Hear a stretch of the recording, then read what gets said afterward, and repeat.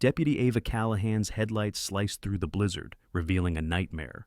A brute named Rorick Thorne was beating a chained German shepherd, but this was no ordinary dog. He was Kaiser, a highly trained military K-9.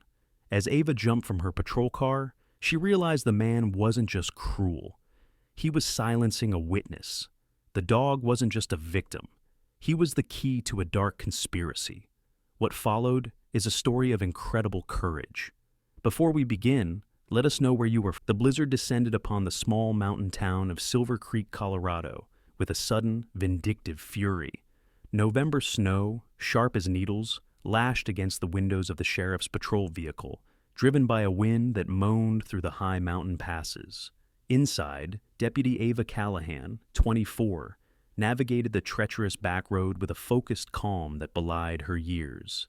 With striking silver blonde hair pulled back into a tight, practical bun and clear, determined blue eyes, Ava possessed a beauty that was often the first thing people noticed, and the first thing she made them forget with her sharp competence. In her second year with the department, she was still fighting to prove herself among the grizzled veterans who saw her as little more than a pretty face. Her headlights sliced through the swirling white, illuminating a scene of brutal violence that seemed to profane the pristine landscape. Beside a rusted-out gate leading to an abandoned quarry, a man was kicking and striking a magnificent German shepherd. The dog was chained to the gatepost, its powerful body flinching with each blow from the man's steel-toed boot. Ava's blood ran cold. She killed the engine, the vehicle's rumbling giving way to the storm's roar, and unholstered her firearm. Stepping out into the biting wind, her voice rang out, steady and unwavering. "Sheriff's Department! Step away from the animal now!" The man, whose name she would later learn was Rorick Rory Thorne, turned to face her. He was a mountain of a man, with a thick neck and a brutish face framed by a scraggly beard. His eyes, small and dark, held a look of pure contempt. Dressed in a stained thermal jacket and heavy work pants, he looked like a man accustomed to violence. He spat onto the snow. "This ain't your business, deputy." Instead of complying, he gave the dog one last vicious kick, then vaulted over a nearby fence and disappeared into the thick, snow-laden pines with surprising speed. Ava didn't pursue. The dog was her priority. She rushed to its side, her flashlight beam revealing the extent of the cruelty. The German shepherd was a stunning male, easily 100 pounds, with a classic black and tan coat, now matted with blood and mud. A faint, faded tattoo was visible on his inner ear, a military marking. He was shivering violently, but as she approached, his amber eyes, though filled with pain, watched her with a keen intelligence. "It's okay, boy," she murmured, her voice softening. "You're safe now." While using her bolt cutters on the heavy chain, she noticed a strange, custom-made harness partially hidden beneath his thick fur. It wasn't standard issue. With the dog finally free, she coaxed him into the back of her patrol car. As she secured the scene, she found a small, hardened plastic data chip half buried in the snow where Rory had been standing. She carefully bagged the potential evidence before driving away, the wounded animal panting softly in the back. The town's small animal shelter was full, so she drove towards the only other option she could think of, a remote property owned by an ex-military K-9 handler. Liam O'Connell's dog training facility was at the end of a long, winding dirt road. At 30, Liam moved with the quiet efficiency of a soldier. He was ruggedly built, with dark, intense eyes, and a reserved demeanor that spoke of a past he didn't discuss. A veteran of Army Special Operations, he had returned from Afghanistan with a limp and a deep-seated need for solitude, which he found in rehabilitating difficult dogs. When he saw the injured German shepherd in Ava's vehicle, his guarded expression shifted to one of pure, focused concern. "Bring him in," he said without hesitation. His clinic was small but immaculate. As he expertly and gently tended to the dog's wounds, Ava found herself impressed by his quiet competence. "He's a pro," Liam stated, examining the dog's teeth and the tattoo in his ear. "Military, maybe private contractor, highly trained." He named the dog Kaiser, a name of strength and dignity. Liam's fingers found the specialized harness under the fur. He unclipped it, his brow furrowing as he examined its strange design. It was too rigid, with odd contours. "This isn't for pulling or tracking," he said, his voice low. "It's designed to carry something concealed and protected." His suspicion solidified when Ava showed him the data chip. He took it from the bag, his gaze hardening as he recognized the proprietary markings on its casing. A shadow passed over his face, a flicker of a dark memory. "Ava," he said, meeting her eyes. "This dog isn't just a victim, he's a messenger." The following morning, the blizzard had subsided, leaving Silver Creek draped in a pristine, silent blanket of white. Ava found Liam in his workshop, a converted barn that smelled of oiled leather and dog shampoo. Kaiser lay on a thick orthopedic bed near a wood-burning stove, his tail giving a weak but appreciative thump as she entered. He was alert, his wounds cleaned and stitched, but the trauma still lingered in his intelligent amber eyes. On a workbench cluttered with tools, Liam was hunched over a laptop, connected to the data chip via a complex series of wires and readers. "Any luck?" Ava asked, handing him a thermos of hot coffee. "Almost," he grunted, not looking up. His focus was absolute. "The encryption is military grade, but it's an older protocol, one I recognize." For hours he worked, fingers flying across the keyboard with a practice speed that spoke of a different life. Ava, meanwhile, ran Rory Thorne's name through the system. The results were sparse, a few minor offenses, but his record was sealed before his 21st birthday, typical for someone who went into special operations. Finally, with a soft click, Liam broke through. Columns of coded data filled the screen. There were no names, only alphanumeric designators, GPS coordinates for drop-off points deep in the national forest, and delivery schedules timed to the second. "This is a smuggling route," Ava stated, leaning closer. "More than that," Liam said, pointing to a manifest. The items weren't drugs or weapons, but strings of serial numbers listed under designations like G7 nav module and Cryptex processor. "These are ghost parts, untraceable, high-spec electronics, the kind of stuff used for guidance systems, drones. The black market would pay a fortune." The custom harness was designed to protect these sensitive components from the elements and impact while the dog navigated terrain impassable by vehicles. Kaiser wasn't just a messenger, he was a living, breathing drone. Ava brought their initial findings to Sheriff Marcus Brody. A man nearing 60, Brody had a face weathered by decades of mountain life and a steady, no-nonsense demeanor. He wore his simple khaki uniform with an air of quiet authority. He listened patiently, his gaze drifting from Ava's earnest face to the file. "Rory Thorne is a ghost," Brody said, his voice a low gravel, "and this ex-spec ops friend of yours. Be careful, Ava. Men like that carry wars home with them." He gave her cautious approval to continue investigating, but warned her to stay within the lines. Back at the facility, the atmosphere grew heavy as they delved deeper into the chip's contents. As another file decrypted, a list of personnel IDs appeared. Liam went rigid. His eyes were locked on one specific identifier, Thorne R717. "You know him?" Ava said softly. It wasn't a question. Liam leaned back, the tension in his shoulders palpable. He ran a hand over his face, the silence stretching between them. "His name is Rorik Thorne," he finally said, his voice strained. "He was in my unit in the Kunar Valley. He was strong, fearless, and greedy. On our last tour, he made a backroom deal during an operation. Traded intel for a cut of some local warlord's profit. It got one of our best men killed. He was dishonorably discharged, and they buried the whole thing to avoid a scandal." The guilt in his voice was raw. "I knew what he was capable of, and I didn't stop him. That man's death is on me, too." He turned back to the screen, his expression grim. "These routes, they aren't random. They're based on our old infiltration training exercises. He's using our own tactics against us." The revelation hung in the air, deeply personal and dangerous. The investigation was no longer just about a smuggling ring. For Liam, it was about confronting the ghost that had followed him home from war. Later that evening, as Ava prepared to leave, she found the front tire of her patrol vehicle was flat. It hadn't just lost air, it had been expertly slashed with a clean, deep cut.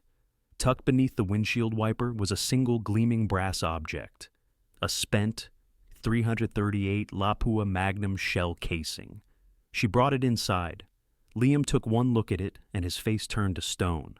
"That's not just a warning," he said, his voice deadly quiet. "It's his signature. Rory's telling us he's watching, and he's not going to let his prize asset go." The spent shell casing sat on Liam's workbench, a brass-colored promise of violence. In the days that followed, an uneasy tension settled over his facility. Kaiser's physical wounds were healing, his magnificent coat regaining its sheen, but a deep-seated watchfulness remained in his eyes. He shadowed Liam's every move, a loyal guardian who understood the lingering threat better than any human could. Ava found herself spending most of her off-duty hours there, both to protect them and to help decipher the last of the data chip's secrets. Their breakthrough came in the form of a recurring, heavily encrypted location marker, codenamed the Nest. Cross-referencing it with old county maps, they identified it. The abandoned Black Diamond Lodge, a once luxurious ski resort now sitting derelict on a remote mountain pass. The data also revealed something more disturbing.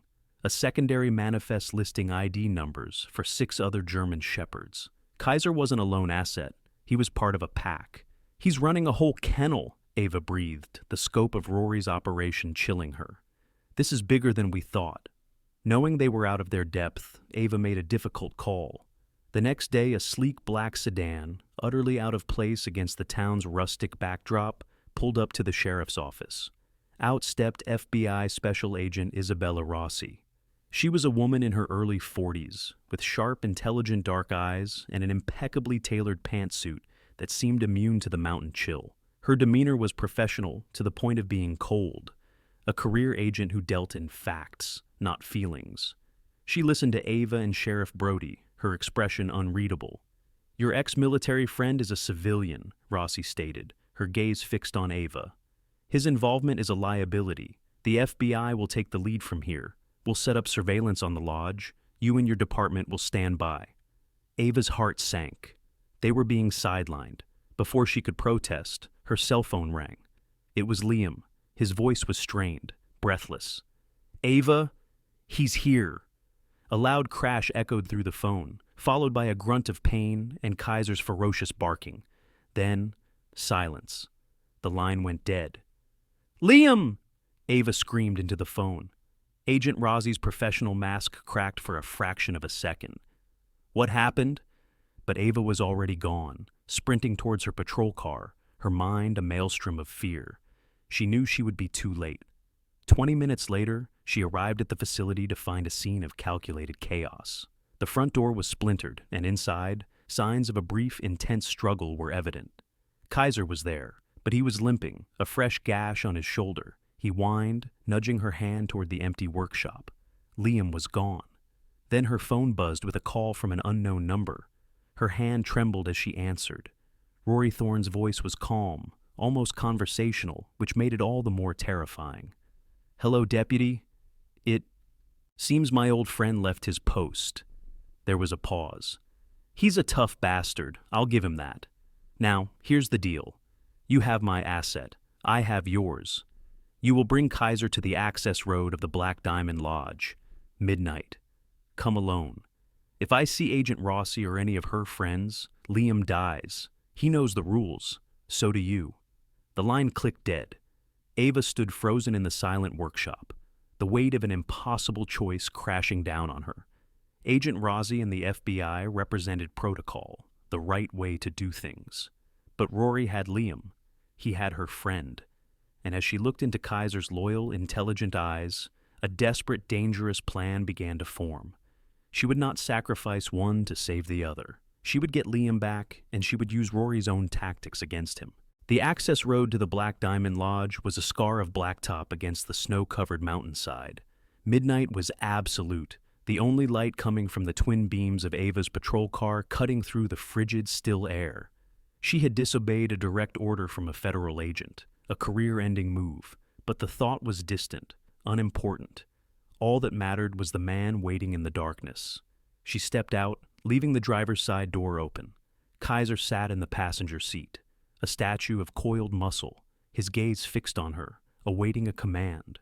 Rory Thorne emerged from the skeletal shadow of the lodge's grand entrance. He was dragging Liam, who was bound and gagged, a dark bruise purpling his cheekbone. Liam's eyes, however, were clear and defiant. He met Ava's gaze across the snow-dusted asphalt. Rory pressed the muzzle of a pistol to Liam's temple. "Punctual, I'll give you that," Rory sneered, his voice a low growl. "Bring the dog, no tricks." "Let him go first," Ava countered, her voice steady despite the frantic pounding of her heart. "That's not how this works," Rory said, shoving Liam forward. "The dog, now." Ava slowly walked to the open passenger door. She had spent the drive from Liam's facility carefully rigging a small, high-intensity strobe light to Kaiser's tactical collar, positioning it just below his jaw where it was hidden by his ruff. A specific two-part command sequence would activate it. A gamble. Everything was a gamble. She clipped a lead to Kaiser's collar. "Heel, Kaiser," she commanded softly. The dog moved to her side with perfect discipline. She began to walk toward the center of the road, into the dead space between her headlights and the oppressive darkness of the lodge. "That's far enough," Rory ordered. "Unclip the lead and send him." "He only responds to a final release command from his primary handler," Ava lied, her mind racing. "That's Liam. You know the protocols." Rory hesitated, a flicker of annoyance on his face. He knew she was right. It was a detail from their shared past he couldn't dispute. "Fine, bring him here, slowly." Ava took 3 more steps, her boots crunching on the icy road. Kaiser walked beside her, his focus unwavering. They were 20 feet away. Close enough. "Kaiser," she said, her voice clear and sharp. "Shatten, Ansean, Shadow. Watch." It was the activation sequence. A blinding, disorienting pulse of white light erupted from Kaiser's collar, strobing violently in the pitch-black mountain night. Rory cried out, instinctively flinching away from the unexpected assault on his vision. In that single, crucial second of blindness, chaos was unleashed. Liam, anticipating the move, threw his entire body weight backward, slamming Rory off balance. Simultaneously, Kaiser, executing the second part of his training, didn't attack Rory's gun hand, but lunged low, his powerful jaws clamping onto Rory's knee.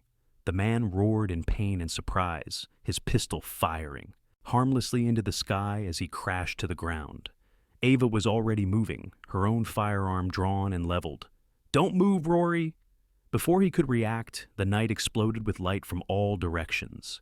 2 black SUVs, lights off until that very moment, screeched to a halt, pinning the scene in a cage of high beams. Tactical agents, led by a grim-faced Agent Rossi, swarmed from the vehicles, weapons raised. Ava had made one last call before leaving, not to Rossi, but to the one man she knew she could trust, Sheriff Brody. He, in turn, had convinced Rossi that Ava's plan was the only way to get Liam out alive. As federal agents cuffed a writhing, cursing Rory Thorne, Ava rushed to Liam's side, cutting his bonds. "You okay?" she asked, her voice trembling with relief. He rubbed his wrists, managing a small, pained smile. "Never doubted you for a second." Agent Rossi approached, her expression unreadable. She looked from Ava to the subdued Rory, then to Kaiser, who now stood calmly beside Liam, a silent, watchful protector. "You disobeyed a direct order, Deputy," Rossi said, her voice crisp. She paused.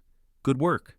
In the end, the story of Ava, Liam, and Kaiser is not just about breaking a criminal network, but about how courage and loyalty can outlast evil. It reminds us that even in the coldest storms, miracles still happen when people choose to protect the innocent over standing by in fear. Just as God sent light into the darkest moments for Kaiser, he can also send light into our own struggles, guiding us to stand up for what is right. In everyday life, each act of kindness, each moment we defend the vulnerable, is a small miracle in itself. If this story touched your heart, share it with someone who needs hope today. Leave a comment and tell us where you are watching from. Subscribe to the channel to join us for more stories like this. Comment Amen if you feel the power of this story and the grace of God working in your own life. May God bless every viewer who believes in second chances.